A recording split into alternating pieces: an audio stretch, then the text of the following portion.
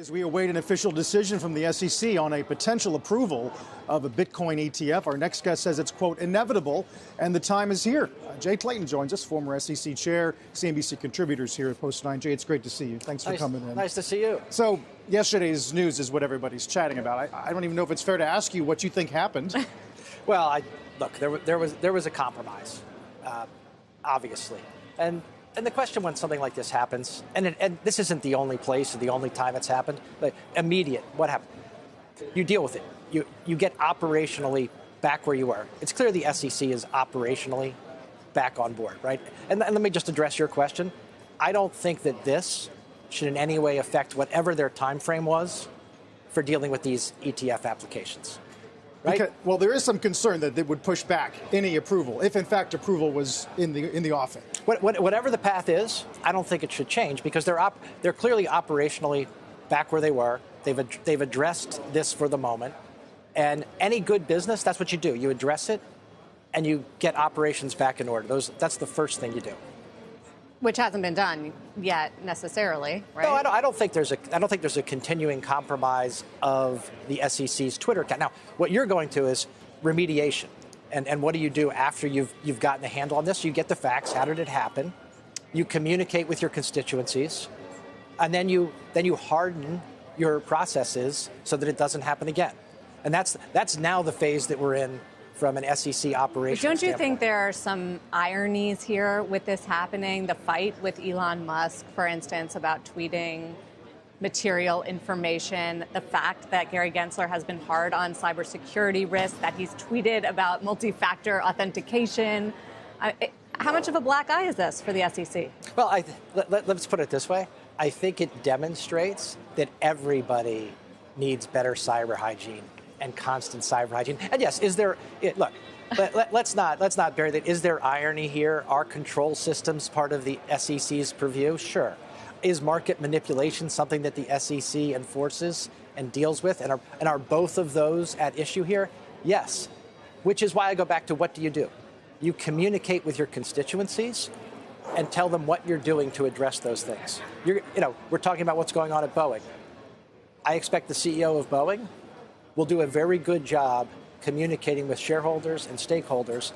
That's the CEO's job, what they're doing to address the situation. I expect the SEC is going to do that in the coming hours and days. Why do you think it's time for this ETF? I've said it is inevitable, and the reason it's inevitable is all of the legal questions and what I would say is the oversight questions that you have to deal with in a new product and an application like this have been addressed. People understand what I would say is the Bitcoin product, or if we call it a product, how many Bitcoins there are going to be, how it's mined, what it's costing, how it's trading. Those were issues that weren't fully understood. The trading in Bitcoin globally, really unregulated, has become what I would say is much more efficacious, much more trusted. You have financial institutions that are in the business of surveillance coming in and saying, look, we think we can surveil this market, and we think this market is deep enough and robust enough that manipulation is at a minimum. When the post happened yesterday, our Bob Pisani was like, where's the press release? I don't see a press release yet. I wonder, do you think news flow from agencies on social media will change? Well, I think, let's be clear. There were some, I didn't see the post. I've now gone back and looked at it. There were indicia that there was something there, okay? It's not usually the first means of communication right. for an agency. Usually official agency documents are attached to distributions like this. Am I surprised that some people said and ran with it in light of the context and the timing? Of course not. That's what happens. But were there indicia that you may have wanted to take a breath and say, really? Is this really the way the SEC is going to roll out something like this? I don't know. Gensler's pretty active on Twitter. So you say that Bitcoin essentially should be trusted more, right? And I keep thinking of Jamie Dimon not too long ago saying that if he were the government, he would ban it. Let me say this. I didn't say Bitcoin should be trusted more, and I'm not saying that Bitcoin is going to be worth a lot or a little. What I'm saying is the dynamics of Bitcoin trading and people owning it are better understood and disclosed. And to go back to Carl's... Are they? I mean, last year was a disastrous year as far as SBF and CZ and the criminal charges and the fines. It doesn't feel more trustworthy. Well, I don't think the offshore crypto ecosystem is any more trustworthy. But if you look at those frauds, they weren't involved in Bitcoin per se. The Bitcoin distributed ledger, as far as I can tell, is operating as it had been intended to from the beginning.